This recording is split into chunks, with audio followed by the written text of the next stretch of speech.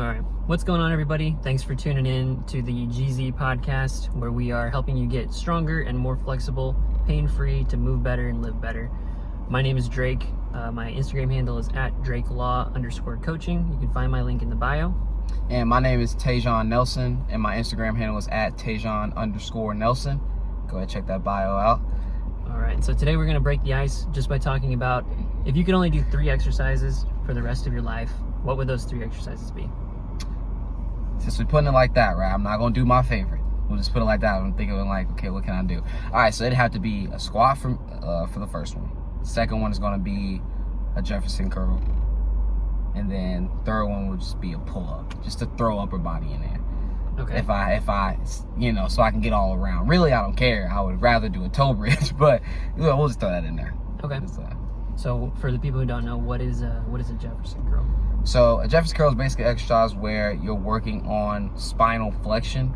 All right, so you basically have weights. You're standing on like a little elevated surface. I don't know, like inches of it, and things like that exact. But you're on an elevated platform, and basically what you're doing is, rounding the shoulders, rounding the spine, kind of like touching the toes, and then slowly coming back up, keeping everything nice and flexed. That's pretty much what the exercise is. Okay. And so why did you choose that as one of the exercises? Hey, I love that exercise, and it's just a really good one, I feel like, for just the spine. And also I feel like that's just something that's just going to be important for just a person to be able to work on, forever. If the spine is strong and, flexible and things like that, it's just going to be important. So that's why I like that one. Okay. What about the other 2? Man, squats, I just love squats, and there's just so much benefits, I feel like, from a squat. Maybe it's more of a biased thing, but I love squats. You get in the quads, the glutes. I mean, there's been times, man, where I'm done doing squats, and my ribs are sore, my adductors are sore, things like that. It's just, I feel like it's just a really good all around exercise, and I don't think there's really nothing like putting weight on the back and sitting down and coming back up. Like, I love it. So that's why I like that one. And then a pull up is just a good, little pull exercise. And I like a pull-up more than I like pushing pretty much anything. So that's why I picked that one. It's a really good one. Sure. I think for me, it'd be a squat as well. Mm-hmm. Pull-ups for upper body. And then if I had to pick one, I'd like the idea of doing a Jefferson curl. Mm-hmm. But I think I'd rather do like a Bulgarian split squat, because you can also do that with a rounded back. So you're still kind of working some spinal flexion. But that's also a lot of squat. It's a lot of squat. Bulgarians are deadly. But yeah, no. I might choose like a good morning or something too. That'd be like probably my 4th choice. Maybe a good morning for the hamstrings and back. Yeah. But no, I think that's a great option too. I really like squats. If you had to pick, is there like a specific squat variation that you would lean more towards? It's back squat. Like I'm straight up back just squat. Straight up back squat. Yep. I got you. I think since we don't have a lot of upper body, I might choose a front squat. Yeah. Because there is like some of that front loading and more anterior, but I don't think you can go wrong with either. If for a beginner though, it would definitely probably be better to do like a goblet or front loaded. 100%. Yeah. And same thing for a Bulgarian split squat. If you don't have a lot of balance, it can be hard for some people too. Yeah. Jefferson curl might be a better option there. Mm-hmm. But yeah. So why a pull-up versus something like an overhead press? Again, I think it's just me more so a personal thing. I just like, it's just not, I guess I can say it's not as bad for me. I feel like I got some pretty decent upper body treatment when doing pull-ups and stuff like that. So that's pretty much why. It's just something that I think works. Those areas that I, lats, things like that. I think it just does it in a really good way. It's a lot of different ways you could do it. You know what I mean? Like that, which is also really cool. I don't have to pull up and then, I can pull up and then go slow. Work on some eccentric work. So that's pretty cool. I like that. Get some eccentric strength in there. So yeah, that's why I would use that one over that. I definitely agree too. I'm definitely more of biased towards pulling pull-ups rather than pressing. Yeah. But I think there's a lot to be said too for like just training the back more than just like your front shoulders. Yeah. Because I feel like a lot of people don't get enough scapular movement. Yeah. They don't use their lats, like you said. The lats are really important, and like just hanging off a bar is already a great stretch for a lot of people. Yeah. For me too. I mean, it's a lot of good stretch. So I think there's a lot of benefits, flexibility wise too, that go with pull-ups that maybe you don't get with shoulders. Yeah. And shoulder presses. Mm-hmm. But yeah. So if you had to pick a fourth exercise, would it be a toe bridge? Toe bridge all the way. And all the way. Explain what that is too for people. So a toe bridge is basically like an exercise where you're lying on the back. There's you got a foam roller, just some type of platform involved. And basically you're like, dang, it's kind of hard to explain. Like your feet are gonna be on that object like that. So, I mean, let's just say my phone is my object. This is my foot. So it's on there, plantar flex, just like that, right? And the key is to lift up with the back, you know, not arched but tucked, and then get that nice co-contraction in the hamstrings and the calves there. And it's pretty much, you can do it with both legs, you can do it with single leg. It's a very deadly exercise, which is why I would choose it. Just a really good way. I like to work on the calves and the hamstrings, just get the most bang for my buck on just in one exercise. Yeah, I mean, pretty much it. I mean, it's really good. Yeah, it is deadly. It is very deadly. And if you've never tried the exercise and you want to try it, just send us a message on Instagram. We can send you a tutorial video. It's a pretty awesome exercise. It is. Yeah, I didn't have any calf in my exercises. But I think if we're talking about this, we're excluding like sport too. Like this is 3 exercises, not including running, jumping. Yeah. I think jumping and running are going to train your calves pretty good too. Yeah, awesome. So how's the week been for you, training wise? Pretty decent. Last week I took a nice fat break. I didn't run at all. So I'm kind of getting back into it this week. Just did a few, 4-mile runs, nothing too bad. Yesterday, big upper body day. It was nice. Been benching recently. I don't like bench. I like an incline bench better. I don't know, I like it more. But I've been doing bench anyway because I don't like it. So I'm just going to keep doing it because I don't like it, and then hopefully develop a little bit of love for it. I'm starting to kind of, I was like yesterday, oh, this isn't too bad. So I like that. And then, getting some split work in coming up this week, along with, a little bit of runner foundations work, a little program we made up, just kind of running through that, seeing how that's going. It's been going great. But yeah, what about you?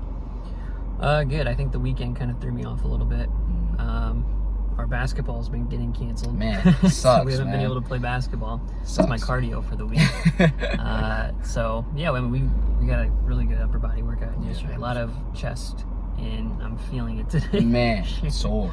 But yeah, today I plan on doing some lower body, some squats. I'm trying to get some flexibility split work into. Yeah, I'm just trying to get a little more consistent, really trying to dial in more into the nutrition too.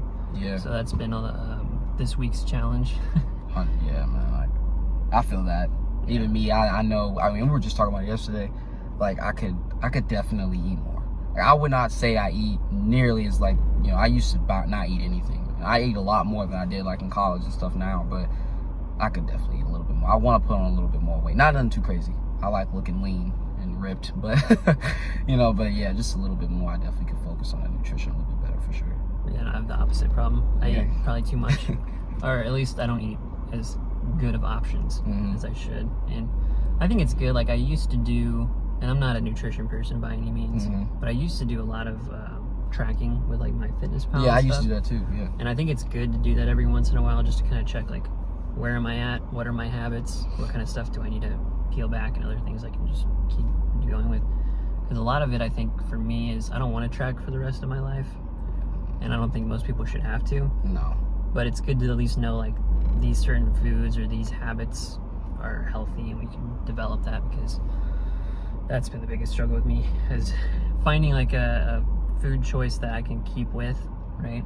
Yeah. But yeah, that's always been my biggest struggle. Yeah, that's fine, because again, it's just like for me, that's the exact opposite. I'm so simple, so I can find what I'll eat forever too. Like there's like, I could chicken and rice all day. I could eat that forever. I don't care. It's easy for me. And other little stuff too. Like it's just, I don't know, I'm simple. So I can do it. It's just getting enough of it. Yeah. For, you know, whatever my goal. Like, if I'm trying to put on a little bit more weight, just get enough of it. But yeah, I agree with you, though. I don't think everybody should have to. I think tracking at the beginning, just figuring out how many calories you're eating a day, and things like that. And then once you get that, like, you eating this, you know, it's going to be more so consistent meals, like, you know what I mean? So you don't really need to track it as much after that. Like, it's really not that big of a deal. For sure. I know when I first start working with people, and like I said, I'm not a nutrition person, but I do have clients that have lost a lot of weight working with us. Yeah. And so sometimes they'll come and they'll say that it's one of their goals to lose weight. So I always tell them at first, just track for 3 days so that you know what you're consuming normally, right? Don't change anything, just eat what you normally eat, but make sure you write it down and track it so you can see, like, hey, yeah, I eat like 4,000 calories a day. Yeah. It's like, okay, cool. So now we have something to go off of what your normal is, and then we can kind of change from there and just focus on one thing at a time. Because it's easy to be like, oh yeah, okay, you know, eat 1,500 calories, 150 grams of protein, drink this much water, throw it all at them at once, but that's not going to stick if they do that kind of stuff. And I feel like it's kind of how you have to treat training too, is like, you can't throw everything, expect someone to jump 5 days a week working out. And just, you know, you got to introduce small habits and so on and so forth. So like right now I've got like a nutrition coach, and my main two things I'm just focusing on is protein and water, which makes sense because even if I go over my calories, at least I'm getting the protein to help with building the muscle and so on and so forth, which has been good. It's nice not to have to over worry about everything, I guess. Yeah, man, I bet. So hopefully it sticks. Yeah, man. That's the biggest problem. And keep me accountable, everybody who's watching this. Every week, say something in the comments. Yeah, let him know. Diet. I don't like the word diet, but yeah, I don't either. But yeah, no, yeah, that's funny. I think about that when I think of, like, you know, keep him accountable. Like when I do like the dragon squat I almost forgot to post yesterday, and I was just thinking in my head like, whoa, hold up, nobody texted me about it. Like nobody like talked, like said anything, nobody said, you know, anything like that. Just in my head, like, yo, I said I was gonna do this every single Tuesday. Yo, boom. So just knowing that I needed to post for people to see kind of did help me. You know what I mean? So I think it'll help you out for sure. Absolutely. And that's kind of a weird thing about like doing social media. It's like even if nobody's paying attention, at least I've kind of set in my mind like, hey, this is something I'm gonna do consistently, and now everyone's kind of watching. Even if nobody's watching, we get 10 views. Maybe one person's be like, huh, why didn't you post your squat? Why didn't you post your dragon squat? Or, you know, that's one thing for me. I think I probably would have let myself go a long time ago if this wasn't my job. Because I have to represent at least what I am to a certain extent. Live what you preach, for sure. Even if it's just being able to touch my toes. You know? And that's makes a difference. It does. If you can't be a flexibility coach if you can't touch your toes. You know. So you cannot. Yeah, speaking of that, you know what I'm saying? You've been doing this a while now, you know what I mean? You know, focusing on strength and flexibility, stuff like that. So, and I know, you know, focusing on dunking and things like that too, you know, you can do that, you know, getting up and stuff. Do you feel that being flexible has made you like less explosive? It's a good question. So I think that a lot of the research today, or at least past research, has definitely shown that stretching or being more flexible leads to a decrease in power or how much force we can output. And in my opinion, I think a lot of that research is very flawed. And in my personal experience, I think when I was jumping my highest, I was always stretching before I would jump or before I would play the sport. So like, for example, I played volleyball a little bit in college, and I think I jumped very, very high when I was like a sophomore or junior in college. I think that was probably my highest I could ever jump. Senior year of high school, I could jump pretty high too, but I think that was because I was only 170 pounds. So the same thing I did every time before I practiced for volleyball. Every time before we had a game, I would always stretch, and I had a certain amount of stretches that I would go through. Stretch my hamstrings, stretch my hip flexors, a lot of hip flexors, stuff like that. And some of it was dynamic, but some of it was passive too. Some of it was a mix. So like, I always felt better, and I felt like I was jumping higher when I did stretch. especially I think the hip flexors, surprisingly. Yeah. So I personally, in my experience, have not had any issues with being less explosive. Even now, like today, I can dunk off of no jump or no step. Yeah. So even today, I can jump off of no step or one step, just jumping up straight up and dunking it. And I've never been able to do that before. Even when I was lighter, even when I could jump higher than ever. And I think a lot of that has to do with being flexible, but also just being a lot stronger. Yeah. Like I've never been stronger before than I am now. Yeah. And so I think that makes a big difference. The problem for me though nowadays is I'm not as springy as I used to be. So my power is probably there, but I just got to get a little lighter on my feet. Yeah. Some of that's losing a little bit of extra pounds, but also just doing more cardio, jumping more, playing basketball more, which I've gotten better. I think I've gotten a lot better. Yeah, 100%. I mean, yeah, it just takes time. Yeah. What's your opinion or your experience with it? I would say, and you know, jumping really isn't anything I think about. You know what I mean? Like it's just, my focus is more so just been on, getting stronger, a little bit more flexible, stuff like that, and then running. But I will say that I jump a lot higher than I did in college now.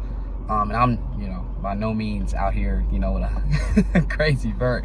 But I notice it though, like when I go up for layups now and things like that, like I can even feel it. Like I feel like, I'm up there, and I'm not grabbing rim yet or anything like that, but I'm up there. I feel it.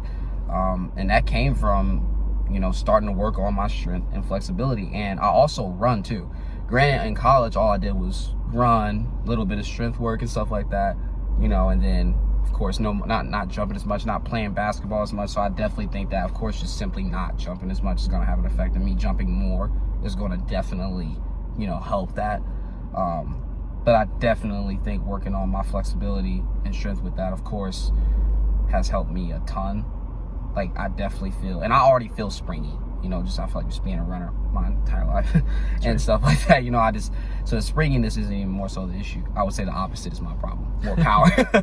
I get it. But I agree with you, man, 100%. You see so much literature out there that says, stretching decreases force output, yada, yada, yada. Just poorly designed studies, but I'm not only going to say that for another day. But, so would you say, so you'd say that it's definitely helped you in essence? If anything, I think when I was younger, in high school, junior high, stuff like that, I really just wanted to jump high. I wanted to be able to dunk. I thought it was the coolest thing ever. When I watched basketball, I was like, I watch it so that I can see people dunk, because I thought it was the coolest thing ever. So I always researched how do you jump higher, certain exercises to jump higher. And it's really cool because when I was really getting into it, there were a lot of the standard stuff you see, can't remember his name, but Michael Jordan's trainer had a program out when I was younger. Yeah. And it was to jump higher, and it wasn't a great program, honestly. Yeah. And it led to a lot of people having jumper's knee and stuff like that. Right. But some of the exercises that I found that were a little more interesting or not so mainstream, some of them I used and have come into light more recently. And one of those is the Nordic hamstring curl. It was a big thing for triple jump athletes, jumpers, and people like that. And what it is it's lengthening your hamstring eccentrically. And it's kind of gotten a resurgence in the last few years, which I think is pretty cool. And when I was doing them, I feel like I was jumping like crazy, and I would say I have pretty strong hamstrings. But also I saw another source, and I can't remember where I saw it, and I've tried to look for it, and I can't find it. It's just gone off the internet now. But it talked about a triangle of 3 different things that make you athletic. Right? So it's 3 pillars of athleticism. One of them was strength, one of them is flexibility, and the other one was power. So if you have these 3 things, you're more likely to be explosive and athletic and fast, and you can jump higher and stuff like that. And for me, it was kind of a mix of both when I was younger. I definitely was not strong, but I definitely wasn't flexible either. I was probably more flexible than the average person, but I was a young athlete. I could do a lot of things that other people couldn't. But I think my biggest weakness was strength. and I feel like power was pretty good. I think it was pretty there. And now I would say like I have really good flexibility. My strength is getting a lot better. I've definitely gotten a lot stronger. I'm stronger than I've ever been. But I think power, and I kind of look at power as, you know, how quickly you can get off the ground, how much force you can put in the ground, but also some of that is elastic springiness, bounciness. You know, some of that comes with the power too. And it's kind of cool thinking about it like that, because you can't have one without the other. And you can see this, like, you know, a shot putter might be really strong and really powerful, but they're not very flexible, right? A gymnast is a pretty good mix of all three of them. Martial artist is a pretty good mix of all three. They got power, they got strength, they got flexibility. But there are certain things that maybe you have strength and flexibility, but you have no power. Or maybe you have flexibility and power, but no strength. And I feel like basketball players, things like that, probably fall more into that category. Just lacking strength. But when you see guys like LeBron James, who's pretty well all-around athlete, you know, guys who can do a little bit of everything, and they've lasted a long time athletically, but also preventing injuries too, and I think that makes a huge difference. I wish I could find that resource, but I haven't seen it. Interesting that you just brought up preventing injuries. There was a study that I just found out about here recently and read. It was done in Japan, all right, and it was basically the title. I don't know the author's name. Can't remember. Can't believe I don't remember. It starts with a Y. I can't remember, but the title was Preventing Hamstring Injuries for Collegiate Sprinters, right? And I'm bringing this up because people do not believe that flexibility, right? Like, flexibility doesn't actually prevent injuries, right? And that it's not necessary for people. You know what I mean? But in this, you know, since we'll just talk about athletes. So yeah, they took 613 athletes, right? And they divided the time of the study was over a span of 24 years, which is insane. It's a long time. Like, that's a long time for a study. You don't see that like often at all. Especially physical fitness. Yes. Like that doesn't happen. Yeah, not at all. So it was crazy, right? So 613 athletes, right? Divided the phases up. So in the first phase, they only did strength training. That was for 3 years, right? Second phase, that was 7 years. And they added like agility, you know, things like bounding, hurdle drills, stuff like that, right? Plyos and good stuff like that. Then the third phase, which was 11 years, the longest one, is when they started to add in flexibility work, right? So, and then each year they just, you know, built off each other. So this, you know, after the first year they had strength and agility, and then third year strength, agility, flexibility work, right? All right. So the first year, 137 of those 613 athletes, 137.9, I think was the exact number, got injured, had a hamstring injury, right? Second year, it was 60.7, I believe 60.6, right? So they had that agility, it dropped. Added flexibility work in there, it went from 60.6 to like 6.7. Crazy, right? Crazy. And my initial thought was like, okay, yeah, like, you know, you take strength, you take agility work and plyos, and then you add flexibility work, right? You put all of it together, it's going to be a good thing, right? It's going to be able to prevent injuries. But we look at that and we see that once that flexibility factor was put in, it went from 60 to 6. Like that's insane. You know, that's a very big difference, right? So when we see these studies, and you see these studies too that talk about, oh, well, they don't prevent injuries. Okay, well, that study was done within a span of what? 2 weeks? You know, 2, 3, 4. Yeah. You know what I'm saying? I mean, maybe 8 if we're being nice. You know, it's a lot shorter than 24 years, right?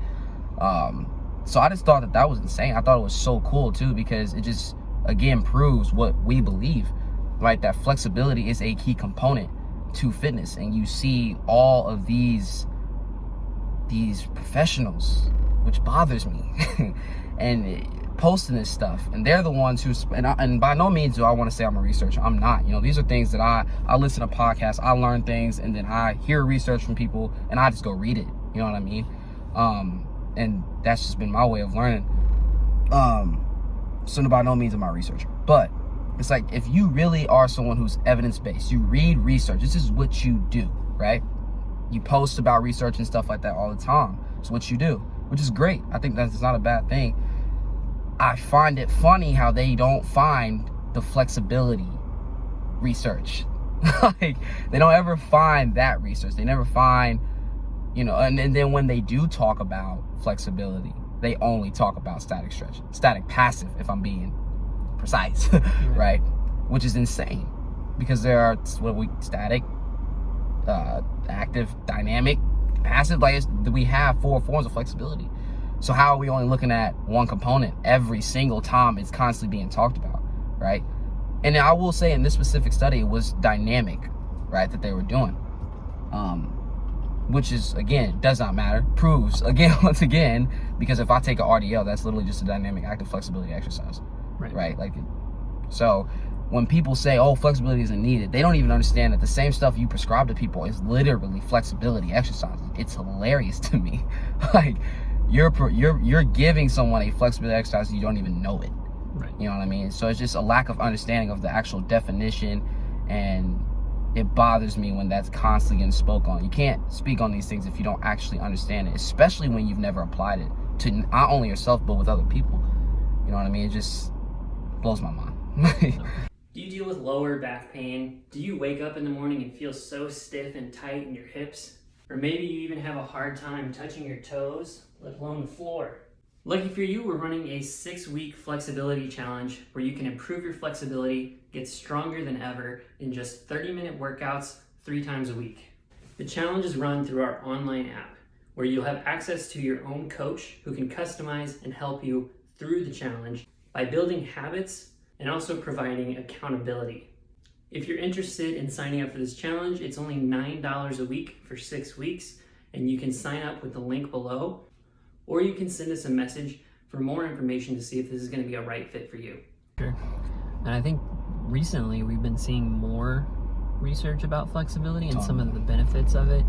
Because, I mean, like, just a couple months ago, there was a study that came out about how stretching can actually improve hypertrophy, your muscle growth and strength, just by stretching and just playing your normal sports and activity. And that's awesome. Like, that's really cool to see stuff like that. And granted, there are still some variables that we want to see, like, manipulated and changed to see the best possible results. But, like, it used to be, at least like in the last 10, 20 years, people have been demonizing stretching. And now it's kind of coming back to life. But it's interesting to me, like, when you look at the oldest forms of training, you know, the golden age, Arnold Schwarzenegger, all these people who were pioneers of health and fitness, you know, what did they do? They lifted heavy things, right? That's always been a thing. And then they stretched. Like, literally, that's their training. They stretch, they lift heavy things, they run, right? They do cardio. That's it. That's all you need. That's really all it is. But the only thing that's been demonized out of all 3 of those is stretching for some reason. And why is that? Like, I think some of it is that people just skip it. They don't want to stretch. Right? I think there's also some degree of people not really knowing how to apply stretching or how to apply flexibility training. But just like cardio and just like strength training, it should be progressive, right? We should have a certain progression to what we're doing, whether it's holding the stretch for longer, holding the intensity, raising the angles, you know, just ways to make it slightly more difficult, just like we would increase weight, or just like we would run faster or run longer, right? We should think about that with flexibility training as well. And I mean, you see some of these guys who use both stretching and strengthening, absolutely ripped, you know, still healthy. Tom Platz, Dmitry Kolokov. Tom Platz is like 70 something. He's the king of quads, the quad father, and he was praised for having the best quads of all time. And what did he do? He would stretch. He would do quad stretches in between his sets of squats. Super flexible. He can still squat a ton of weight at 70 years old, and I mean, just look at the evidence. You don't have to always look at research. That's my proof, bro. And that's the big thing, is it's always, well, research. Okay, like, come on, man. Like, so you're telling me no one can be hair ahead of that. We literally have to be ahead of it anyway. You know what I mean? So it's just like, I don't understand how like how people, again, you can do that. You can constantly look up research and you can constantly talk about it again. But when you have someone who, not even just one person, but so many people who have actually applied it and it's worked for them, it's like, so where's, their research is not, I don't care about your research. And people, I feel like, who are evidence-based will get bothered by that. But I could care less. I don't care about your research. You know, it doesn't matter. That's just the big thing. And when you talked about the whole, you know, training and, you know, strength training, flexibility and stuff like that, I want to make a point that when it comes to stretching, most people, when they do it, right, because like you said, they will skip it. If they do it though, it's like, you know, you do a 30-second, few holds, like a little stretches, maybe in 15 minutes. I'm not saying that's wrong. Better than nothing. Always something's better than nothing. Again, it's just how we apply it, right?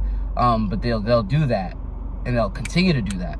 Okay, well, in strength training, we take, you'll have deloads and things like that, right? So you can create what? Adaptations, right?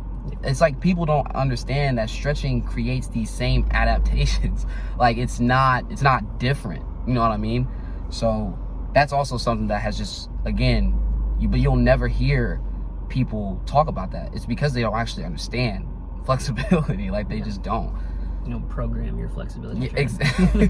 But you Exactly. should. I mean, you should. No, 100%. It's important, and there's a lot of really cool ways you can program flexibility. Yeah. You know? Even if it's simple as just time. Like, yeah, I'm gonna hold this stretch for 30 seconds. Yep. For 2 weeks. The next 2 weeks, I'm gonna hold it for 45 seconds. Mm-hmm. Cool. Work up to 2 minutes. That's progression. Just progressive progress. overload. Yes. Like that's all it is. It's volume that you're adding to those muscles. Yep. And I bet you're probably gonna get sore. Yeah. If you do it 100%. right. You know, you never stretched before, and you start adding extra volume on your stretches. Yeah, you'll get sore. Yeah. One thing you said too that I kind of wanted to touch on was, if you look at some of these people online now, like there's a lot of influencers. There's a lot of influencers who will reference elite athletes or reference weightlifters, power lifters, and how they train or how they were able to do certain things. Yep. Like for example, if you see a guy who can squat 700 pounds, 1,000 pounds, whatever it is, and they start pointing out things about why they're able to do this, right? Oh, it's the way that they're torquing their knees, or they're pushing the weight up in a certain way or a certain angle. These are how they're able to do these kinds of things. And they say, they're overanalyzing to a certain extent of how someone's able to do this. But if you go look at the top people, if you go look at Tom Platz, if you look at Kobe Bryant, if you look at like the Chinese Olympic weightlifting team, the Russians, things like that, these people will all tell you the same thing. If you want to squat big, just squat. Just squat. Yeah. Just squat more. Kobe Bryant, when he was asked about like his training routine, you know what he said?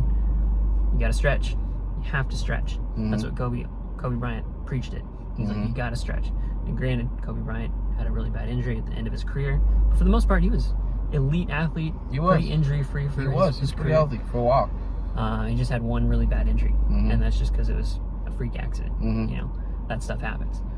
But like, the people who are at the very tip top are telling you, here's how you do it. It's super simple.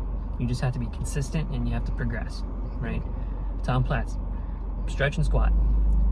Chinese weightlifting team, just keep squatting. The Bulgarians literally just squatted 3 times a day every day, and they were amazing for a long, long time. So research is great to add like context and clues and like see like why certain things are the way they are, but it's not everything. You have to reference experience too, and I think that's, even like with my own training, I realized like certain exercises I was doing and seeing these results better than other exercises. Some of that I think is, there's not a lot of research on it, but also I think sometimes people are just different. Like my body probably responds better to a certain stimulus than others. Yeah. And some of it's what you enjoy too. 100%. You have to do what you enjoy because you're going to be consistent with that longer. There's just a lot of factors like that. You got to be careful about what you see because not everyone is an expert. No, they are not. Man, if that's a big message is they got a PhD behind their name and their Instagram bio, I don't care. It doesn't matter. question everything. You know what I mean? Be aware. Be aware. I think the biggest thing that I've learned from working with you and learning all the things that I've learned in the past a little over a year, man, is my ability to critically think. And I like it's crazy, you know, how much I think of how much context matters to me now, how much a definition matters to me now. You know what I mean? Like, okay, so is this what we define this as? You know what I mean? Like, let's make sure this is how we define it so that we can continue to then go on with this, you know, discussion here. You know what I mean? Like, and I do that in everything. Like now it bleeds into everything now. But and people sometimes are annoyed by it. But it's because like it's so important. It is. And you have these people on here who cite these research studies and again, context or, you know, all these other things. What is the definition? And like Nuzzo's paper, right? Like, oh, this paper is only concerned with static flexibility. Cool. Right there, it's over.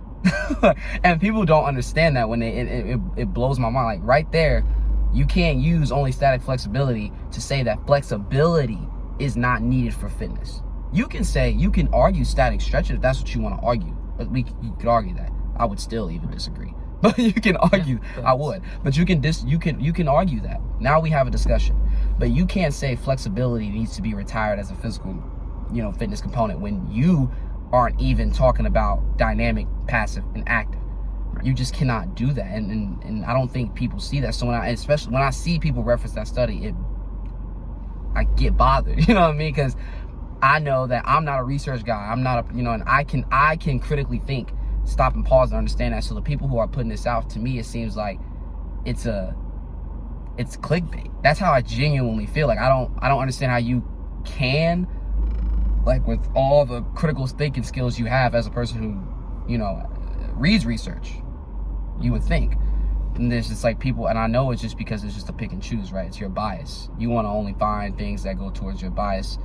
You know what I mean? It's just like research. Like, you know, research people back in the day used to, in a sense, do research to try to disprove things. I mean, you don't really see much research like that. Trying to disprove your own belief doesn't happen. Like, sure. You don't see much like that. You know, I mean, at least I don't. I'm not speaking for every time. I don't. You know, so. Absolutely. And I think, you know, there was a certain post that was on Instagram, and they talked about how flexibility wasn't important as a physical health component, right? And it got a lot of views and got a lot of comments, got a lot of controversy. Yeah. But I made a comment on that post, and I said, hold on, I think what you're talking about is flexibility is not actually what flexibility is. Can you just please, just real quick, explain the definition, still simply for us? Right. Because that's like, this go ahead. Because this paper you're talking about in this post, we're talking about static stretching. Yes. Right, static passive stretching. Yes. Which is one form of stretching, and it's one form of flexibility. Flexibility should mean, or in my opinion, should mean it is a measurement of how much range of motion we have in a joint. So for example, if I can do the splits, I have a very high degree of flexibility, right? If I can barely lift my arm over my head, my flexibility is not good. That is a low measurement of flexibility, right? So that's what flexibility should mean. Now, to say that flexibility is not an important component of health means that you would not be able to move. And that's what people don't understand. Because if you have no flexibility and it's not important, you are a board. You cannot move because you need flexibility. You need to express movement with flexibility. So it's a nitpick. Some people might say it's a nitpick, but I think it's important to at least understand what are we defining flexibility I was gonna say, what are our definitions? Because what they were talking about was static stretching, which is how you train flexibility. But that's not what flexibility is. To say that flexibility is not important is silly. If you want to say that stretching is silly, stretching is unimportant, sure. There's multiple ways to improve your flexibility. But flexibility is important. You cannot move without flexibility. Even if you have poor flexibility, you can still move. Right? A 90-year-old grandpa has flexibility. Even if it's not good, they still have flexibility. So I think that was an important distinction to make, and I made that distinction in the comment. I got like what, over almost 100. You got likes. a lot, man. No, I'll say a lot more than I did, because I sure made a comment as well, and I didn't get a response. Yeah, you did, which I found interesting, because he did, like, yours wasn't even, you know, that big. No, It was just it was nice, simple comment. You know what I mean? I literally went crazy, you know, and not disrespectful, but like, yo, dude, like, just ripped the paper apart, and he, you know, we commented and responded back. But yeah, I don't, you know, it was just, I don't know. It was so simple. Maybe it was just hard to comment to. I mean, what do you say to that? Because you were 100% right. Like, I don't even know how you argue that. You know what I mean? But it's just one of those things that, again, you know, understanding definition, actually applying it, or understanding flexibility, right, and the definition, and then I would actually apply that. Sure. Which is fine. And I think it's fine that if people don't know, I don't think that's such a bad thing.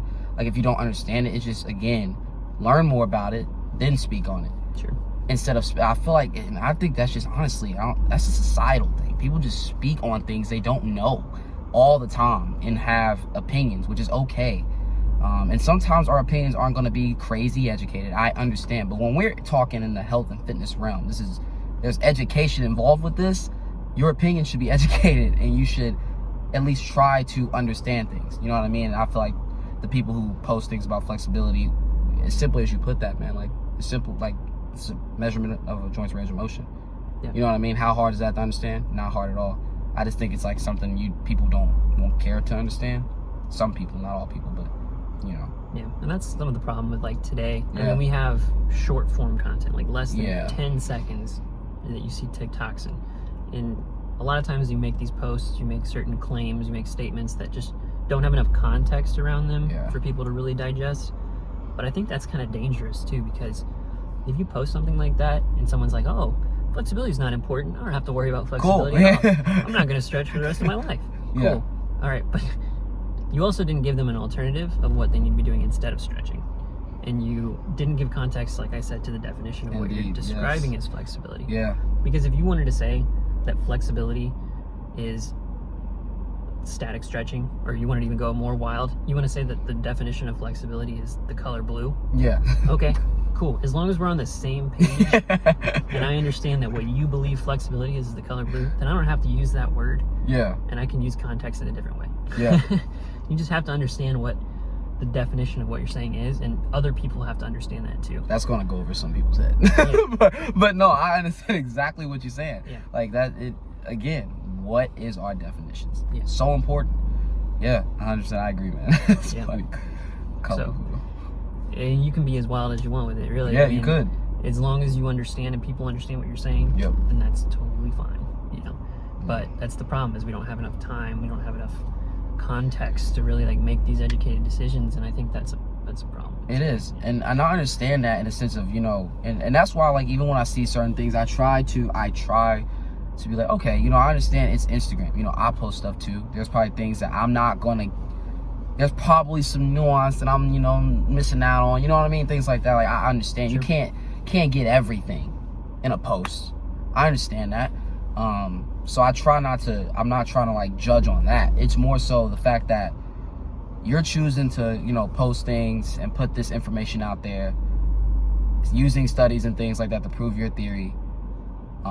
And then when it's time to stand up and when it's time to show why this is what you believe, you know what I mean? It's either A, you're not doing that, which we see a lot of, you know, I'm not saying I comment on everybody, but, you know, if I were to comment, you know, on someone's stuff, they wouldn't respond at all.